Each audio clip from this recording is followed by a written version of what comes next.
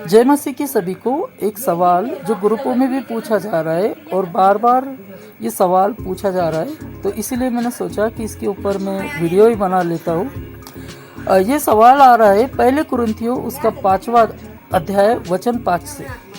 यहाँ पर लिखा है, शरीर के विनाश के लिए शैतान को सौंपा जाए ताकि उसकी आत्मा प्रभु के दिन उद्धार पाए। तो यहाँ लोगों का सवाल है कि पौलुस किसको कह रहा है कि किसको शरीर के विनाश के लिए शैतान को सौंपा जाए और कैसे उसकी आत्मा जो है वो शैतान को सौंपे जाने के बाद उद्धार पाएगी, ये लोगों का सवाल है। तो इस वचन को समझने के लिए हमको अध्याय 5 का 1 से समझना बहुत ज़रूरी। इस कलेशा में हम अगर इस वचनों को 1 से 5 तक पढ़ते हैं तो हमको समझ में आता है कि यहाँ माँ बेटे का रिश्ता होता है।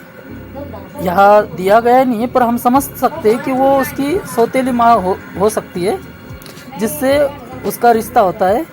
तो पौलुस उस इंसान को समझाता है कि ऐसा अगर इंसान तुम्हारे अंदर है तो उसको क्या करो, चर्च से निकाल दो। और अगर हम पास से पढ़ते हैं तो यहाँ हमको समझ आता है कि पौलुस क्या कह रहा है, शरीर के विनाश के लिए शैतान को सौंपा जाए ताकि उसकी आत्मा प्रभु के दिन उद्धार पाए। चलिए हम इस वचन को विस्तार से समझते हैं, 1 से समझते हैं। यहाँ तक सुनने में आता है कि तुम में व्यभिचार होता है, वरन ऐसा व्यभिचार जो अन्य जातियों में भी नहीं होता कि एक पुरुष अपनी पिता की पत्नी को रखता है, और तुम शोक नहीं करते जिससे ऐसा काम करने वाला तुम्हारे बीच में से निकाला जाता। मतलब उनको समझा रहा है कि तुम ऐसे लोग हो, अगर तुम्हारे बीच में कोई ऐसा कर रहा है तो तुम घमंड कर रहे हो, शोक नहीं कर रहे हो कि ऐसा व्यक्ति निकाला जाए, है ना, परंतु घमंड करते हो। मैं तो शरीर के भाव से दूर था, परंतु आत्मा के भाव से तुम्हारे साथ होकर मानो उपस्थित की दशा में ऐसे काम करने के विषय में न्याय कर चुका हूँ। मतलब पौलुस ने शायद यहाँ पर उन लोगों को ऐसे उदाहरण के लिए चेतावनी दी थी कि जब तुम और मेरी आत्मा हमारे प्रभु की सामर्थ के साथ इकट्ठे हो तो ऐसा मनुष्य हमारे प्रभु यीशु के नाम से शरीर के विनाश के लिए शैतान को सौंपा जाए। मतलब ऐसे व्यक्ति को जिसको बताने पर भी कि भाई ये गलत आप कर रहे हो, फिर भी अगर वो व्यभिचार में है तो उसको क्या करो, शैतान को सौंप दो, है ना।